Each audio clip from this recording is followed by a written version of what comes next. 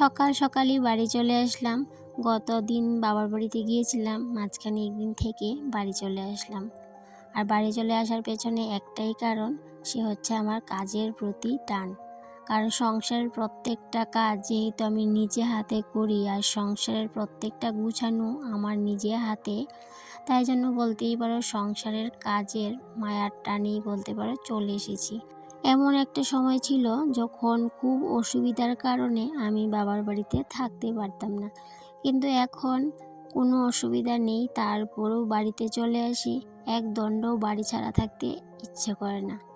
আমার মনে হয় প্রত্যেকটা মেয়ের ক্ষেত্রেই এরকমটা হয়ে থাকে। তো যাই হোক, অনেক কথা হবে, তার আগে বলো বন্ধুরা, তোমরা কেমন আছো সবাই? আশা করছি রাধা মাধবের কৃপায় সবাই ভালো আছো। এতক্ষণ নিশ্চয়ই খেয়াল করেছো যে আমি লঙ্কা গুঁড়ো করছিলাম। হ্যাঁ, লঙ্কা গুঁড়ো করছিলাম, তবে আমার জন্য না। ওই যে আমার বড় জায়ের মা আমার কাছে নিয়ে এসেছিলো লঙ্কাগুলোকে, তাই জন্য ওদেরকে একটু গুঁড়ো করে দিয়েছিলাম মিক্সিতে। তো লঙ্কা যেহেতু লাল না, তাই জন্য কালারটাও অতটা লাল হয়নি। লঙ্কাগুলো ছিল মিক্স, কারণ ওরা কাঁচা মরিচ যেহেতু খায়, তো কাঁচা লঙ্কাগুলোকে শুকিয়ে নিয়েছে, সাথে কিছুটা লাল মরিচও ছিল। তো এইগুলোকে একসাথেই মিক্সি করে নেওয়ার পর কালারটা না একদমই লাল হয়নি। আর এদিকে চলে আসলাম তারপর ঘরে। তবে অবশ্য চা খেয়ে এসেছিলাম বাবার বাড়ি থেকে, তাই জন্য রান্নাঘরে টুকিটাকি কাজ কিছু ছিল, সেগুলো সেরে সোজা চলে আসলাম এই রুমেতে। তো এই রুমটা আমি যাওয়ার আগে বেডশিটটাকে একটু পুরান বেডশিটটা পাতিয়ে দিয়ে গেছিলাম, যাতে করে নোংরা হলেও আমার নতুন বেডশিটটা একদমই নোংরা না হয়। যেহেতু আমার যে ভালো ভালো কয়েকটা বেডশিট আছে, সেগুলো আমি যখন বাড়ি থাকি তখন পাতিয়ে রাখি, আবার যখন বাড়ি থাকি না তখন সেগুলোকে তুলে রাখি। কেন কি, যখন বাড়ি থেকে বাবার বাড়ি যাই তখন কিন্তু ওই যে ইঁদুরের যন্ত্রণা করে, তাই জন্যই বলতে পারো উঠিয়ে রেখে যাই। তো গতকালকে যখন গিয়েছিলাম তখনও কিন্তু আমি পুরান বেশিটা পাতিয়ে দিয়ে রেখে গেছিলাম। কেন কি, যদি ইঁদুরে কেটে দেয় তাহলে তো বুঝতেই পারছো, আর ইঁদুরে পটি টটি করে দিলে তো ভীষণ ধুতে হবে, এতটা অবস্থা খারাপ করে দেয়। তাই জন্য ভেবেছিলাম আজকে রুমটাকে ডিপ ক্লিন করব, কিন্তু সেটা সম্ভব না। ডিপ ক্লিন যদি করতে যাই তাহলে সংসারের আরও অনেকগুলো কাজ আছে, সেগুলো কিন্তু আমি আর সময়ের মধ্যে সেরে উঠতে পারবো না। তাই জন্য ভাবলাম আজকে আর ডিপ ক্লিনে যাই না, আজকে কোনো রকমভাবে রুমটাকে একটু পরিষ্কার করে চলে আসি। কেন কি, খাটের নিচটাকেও ভেবেছিলাম ভালো করে পরিষ্কার করব, কিন্তু খাটের নিচে যেহেতু অনেকগুলো জিনিস, ওই যে বলেছিলাম তোমাদেরকে আমার রান্নাঘরটাকে একটু সুন্দর করে দেওয়ার জন্য হাজব্যান্ড অনেকগুলো জিনিস এনেছে। দেখো, বেশ অনেক দিন হয়েছে জিনিসগুলো এনে খাটের নিচেই রেখে দিয়েছে।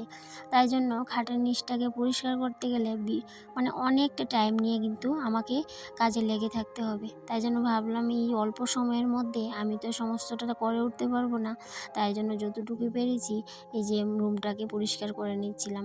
আর অন্যদিন আমি কি করি বলো তো, খাটের নিচটাকেও ভালো করে পরিষ্কার করে নিই যেদিনকে আমি ডিপ ক্লিন করি সেই দিনকে। তবে আজকে আর ডিপ ক্লিনটা করবো না, বললামই তো। তাই জন্য ওই যে উপর যতটুকু পারি পরিষ্কার করে নেব। তবে আরেকদিন আমি যখন এই রুমটাকে ক্লিন করব তখন কিন্তু একটু সময় নিয়েই কিন্তু রুমের মধ্যে আসব। আর এদিকে রান্নাবান্নাও আছে, স্নান করে পুজোটাও দিতে হবে। ছেলে বাড়িতে থাকলে তো পুজোটা দিতে আমার অতটা সমস্যা হয় না। যেদিন আমার কাজের একটু সমস্যা হয়ে যায় সেদিনকে কিন্তু ছেলেই পুজোটা দিয়ে দেয়। তবে যেহেতু আজকে ও আর বাড়িতে নেই, আজকে না ভীষণ অনেক দিন হয়ে গেল, 10 থেকে 12 দিন হয়ে গেছে ও মামার বাড়িতে বেড়াচ্ছে, কারণ যেহেতু এক্সাম শেষ হয়েছে। আর তাই জন্য আমিও আর কিছু বলছি না। এই যে আবার যখন পড়া শুরু হয়ে যাবে তখন কিন্তু আবার গিয়ে আর বেড়াতে পারবে না, একটা দিনও কিন্তু থাকতে পারবে না। এই যে মাস্টার থাকবে, না হলে ড্রয়িং মাস্টার থাকবে, সেই জন্য আমি আর কিছু বললাম না। 10 থেকে 12 দিন ধরে ও কিন্তু মামার বাড়িতেই আছে। হাজব্যান্ড অবশ্য অনেকটাই বলছিল ওকে নিয়ে আসতে, কিন্তু আমি আর বললাম থাক, ও থাকুক 2 দিন, কিচ্ছু হবে না। হয়তো আমার একটু কষ্ট হবে কাজগুলো করতে, তাতে কিচ্ছু হবে না। আর আজকে এতটা কাজের তাড়াহুড়ো ছিল, বলতেই পারো একটুও কিন্তু আমি রেস্ট করি। এমনিতেই সূর্য মামার দেখাটা তেমনভাবে মিলেনি আজকে, কিন্তু তারপরেও এতটা গরম লাগছিল কি বলবো, বলতে পারো অনেক গরম লাগছিল। যেহেতু কাজগুলো আমি অনেকটাই দৌড়ে করছিলাম, তীব্র গরমে বলতেই পারো মানে হাঁফিয়ে গেছিলাম, হাঁফিয়ে বলতে পারো 1 মিনিটের জন্য কিন্তু আমি রেস্ট করিনি। পুরো ক্লান্ত হয়ে গেছিলাম, তারপরেও কিন্তু থামিনি, কারণ আমার সংসারের সমস্তটা কাজ আমাকে কিন্তু সময়ের মধ্যে করতে হবে। যেহেতু রান্নাবান্নাও করা হয়নি, এদিকে স্নান পুজো সমস্ত কিছুই রয়েছে, তাই জন্য। আর এই জন্যই বলতে পারো আমি 1 মিনিটও রেস্ট করিনি। এই যে দৌড়ে দৌড়ে সমস্ত কাজবাজ শেষ করে নিয়েছিলাম। তারপর ভীষণ শান্তি অনুভব করেছিলাম যখন সমস্ত কাজবাজ শেষ করে নিতে পেরেছিলাম তখন। তবে আমি এতটাও দূরে দূরে কাজ করি না অন্যদিন। আজকে যেহেতু কাজের একটু লড়চড় হয়ে গেছে, ওই যে বললাম বাবার বাড়ি থেকে এসে একটু আলসেমি করছিলাম, একটু বসেছিলাম, মোবাইল দেখছিলাম। মাঝে মধ্যে ইচ্ছে করে একটু মোবাইলও দেখি, কারণ যখন থেকে ব্লগ করা শুরু করেছি তখন বিশ্বাস করবে না কেউ, একটু মোবাইল দেখার সময়ই পাইনি। রিলস দেখা থাক দূরের কথা, কিছুই দেখতে পারিনি। মাঝে মধ্যে একটু নিউজটা দেখি, ব্যাস এইটুকুই। আজকে বাবার বাড়ি থেকে এসে একটু আলসেমি করে বসেই পড়েছিলাম, একটু নিউজ দেখছিলাম, রিলস দেখছিলাম, বেশ ভালোই লাগছিল। তারপর আবার মনে পড়লো যে আমার সংসারের কাজগুলো কে করবে, আর এই কাজগুলোকে যদি তোমাদের সামনে প্রেজেন্ট করতে যাই তাহলে তো একটু ডাবল খাটনি আমাকে খাটতেই হবে। যেহেতু যেই কাজটা আমরা 5 মিনিটে করব, আর অফ ক্যামেরায় সেই কাজটা অন ক্যামেরায় করতে গেলে 10 মিনিট সময় লাগে। বাবার বাড়িতে গেলে সমস্ত কিছু গুছিয়ে তারপর বাড়িতে যাই, না হলে ওই যে বললাম ইঁদুরের সমস্ত কিছু আমাকে আমার ধ্বংস করে দেবে, সেই জন্য। আর এদিকে আমার এই যে প্লাস্টিকের র্যাকটার মধ্যে এই যে আমার আলু পেঁয়াজ সেগুলো ছিল, সেগুলোকে কিন্তু আমি তুলে রেখে গিয়েছিলাম। তারপর আজকে আবার নতুন করে এই যে র্যাকটাকে মুছে আবার আলু পেঁয়াজ সমস্ত কিছু জায়গা মতো রাখলাম। এই যে আমাকে বাবার বাড়ি যেতে বললেই কিন্তু আমার মাথাটা না পুরো খারাপ হয়ে যায়। এই যে গুছানোর কথাটা মনে পড়লে না ভীষণ কষ্ট হয়। সমস্ত কিছু গুছিয়ে তারপরে কিন্তু যেতে হয়। এদিকে বিছানাপত্র গুছাও, এদিকে রান্নাঘরের সমস্ত জিনিসপাতি গুছাও। কোনো কিছু যদি ফেলে চলে যায় তাহলে বুঝতেই পারছো সমস্ত কিছু ইঁদুরে কিন্তু নষ্ট করে দেবে। সেই ভাবনাটা মানে ভেবেই আমাকে কিন্তু ডাবল খাটনি খাটতে হয়।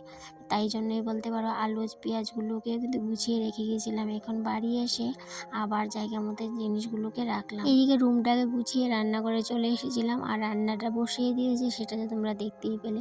ভাবলাম আজকে তেমন কিছু রান্না করব না, খুবই সিম্পল রান্নাবান্না করব। আর খুবই সিম্পল রান্নাবান্না করলেও আমার তেমন কোনো টেনশন নেই, যেহেতু হাজব্যান্ড কিচ্ছুই বলবে না। ওকে যদি আমি আলু সিদ্ধ ভাতও করে দিই তারপরেও কিন্তু ও কিচ্ছু বলবে না। তাই জন্য ভাবলাম যেহেতু আজকে একটু পরিশ্রম হয়ে যাচ্ছে, আর যেহেতু একটু পরিশ্রম করলে আমার ব্যথাটা প্রচণ্ডভাবে বেড়ে যায়, তাই জন্য ভাবলাম খুবই সিম্পলভাবে রান্নাটা সেরে নিই। তারপরে এদিকে আবার স্নান করে পুজোটাও দিতে হবে। এদিকে ডালটা সিদ্ধ করে নামিয়ে নিয়েছি, এখন বসিয়ে দিলাম ভাত। আর রান্নাঘরের কাজ করতে করতেই আমি রান্নাটা করছিলাম, কারণ এদিকে রান্না বসিয়ে দাঁড়িয়ে থাকবো, সে সময়টা নষ্ট না করে আমি ভাবলাম রান্নাটাও হতে থাক, এদিকে রান্নাঘরের টুকিটাকি কাজগুলোকে কমপ্লিট করে নেওয়া যাক। রান্নাঘর একটু এলোমেলো হয়ে থাকলে বেশ মাথাটা খারাপ হয়ে যায়, তাই জন্যই বলতে পারো এইভাবে করে আমি দাঁড়িয়ে থাকি না, একটু সময় নিজেকে গুছিয়ে রাখি না। এদিকে দেখো টমেটো কেটে নিয়েছিলাম, আজকে ডালটার মধ্যে টমেটো দিব, আর সাথে দিয়ে দেবো তেঁতুল। তো তেঁতুলের ডালটা গরমের দিনে ভীষণ প্রিয় আমাদের ঘরে, সবাই কিন্তু আমরা ভালোবাসি। তারপরে দিয়ে গুছিয়ে নিলাম, আবার জায়গার জিনিস জায়গা মতো রেখে দিয়েছি। আর এদিকে র্যাকের উপরের সাইডটাতে আগে ছিল সবজি, এখন রেখে দিলাম আমার এই যে কৌটোগুলো রেখে দিলাম। ভাবলাম কৌটোগুলো এখন রেখে দিই কিছুদিন, আবার যদি ভালো না লাগে আবার চেঞ্জ করে দেব। তারপরে এদিকে ডাল রান্না করার জন্য আবার গ্যাসে চলে গেলাম, আর গ্যাসটাকে না এই মাছে আমি একটু বাঁচিয়ে রাখছিলাম, কারণ এই মাসটাতে একটু আমার সেভিংস করে চলতে হবে, যাতে করে এই মাসে আমাকে গ্যাসটা না তুলতে হয়, কেন কি একটু প্রবলেম আছে এই মাসে, এই জন্য। আজকে কিন্তু রৌদ্রটা তেমনভাবে উঠেনি, তারপরেও ভীষণ গরম লাগছিল, যেহেতু শীতকাল চলেই গেছে বলতেই পারো। আর এত গরম লাগছিল মানে মনে হচ্ছিল একটু রেস্ট করলে ভালো লাগবে ফ্যানটা চালিয়ে, কিন্তু কি করব, উপায় নেই। রেস্ট করলে তো একদমই হবে না। রেস্ট করতে গেলে একটু যদি রেস্ট করতে যাই, সেই একটুটা অনেকক্ষণ সময় হয়ে যাবে, কারণ একটু রেস্ট শরীরকে যদি একটু রেস্ট দিতে চাই তাহলে শরীরটা কিন্তু আরও বেশি রেস্ট চাইবে। তাই জন্য ভাবলাম না, কোনো টেস্ট কিচ্ছু নেই, আজকে চটপট করে সমস্ত কাজ করব, তারপরেই রেস্ট করব। এদিকে আবার মেশিনে অনেকগুলো কাজ ছিল, সেই কাজগুলো কখন করব সেটা নিয়েও ভীষণ চিন্তায় ছিলাম। এই যে মেশিনের কাজগুলো না অনেক দিন হয়ে গেছে এসছে, অনেক কাস্টমারই দিয়েছে আমার কাজ, কিন্তু সেগুলো না আর করে উঠতে পারছিলাম না। এই যে বললাম, সারাদিনই দেখবে সারা সংসারের কাজ সেটা নিয়ে ভীষণ চিন্তা করি, আর মেশিনের কাজগুলো নিয়ে একটু অবহেলাই করি বলতে পারো। এদিকে ওই যে বললাম আজকে সিম্পল রান্নাবান্না, ডাল আলু ভাজি শেষ, বেশ এইটুকুই। আর যদি কিছু রান্না করি সেটা হবে রাতে।